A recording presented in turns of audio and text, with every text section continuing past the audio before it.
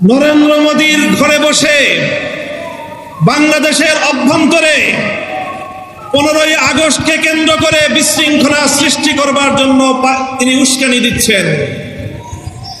বলতে চাই, আওয়ামী লীগের, যুবলীগের, ছাত্রলীগের যারা বিগত 15 বছর পর্যন্ত হাতুড়ি লীগের ভূমিকা পালন করেছেন, মনে রাখবেন এখন বাংলাদেশ আর সেই 16 বছরের ফ্যাসিবাদী পরাধীন বাংলাদেশ নয়। এই বাংলাদেশ আজ স্বাধীন বাংলাদেশ। ছাত্র জনতার এক সাগর রক্তের বিনিময়ে অর্জিত এই স্বাধীন বাংলাদেশে যদি 15ই আগস্টকে কেন্দ্র করে কোন নৈরাজ্য সৃষ্টির পায়তারা করা হয়, সারা বাংলাদেশে তাদেরকে প্রতিরোধ করা হবে।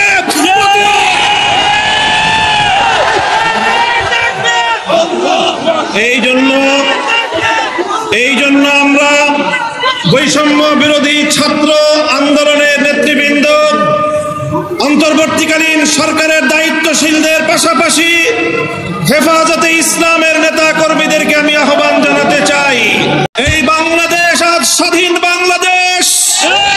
ছাত্র জনতার এক সাগর রক্তের বিনিময়ে অর্জিত এই স্বাধীন বাংলাদেশে যদি 15ই আগস্টকে কেন্দ্র করে কোন নৈরাজ্য সৃষ্টির পায়তারা করা হয়, সারা বাংলাদেশে তাদেরকে প্রতিরোধ করা হবে।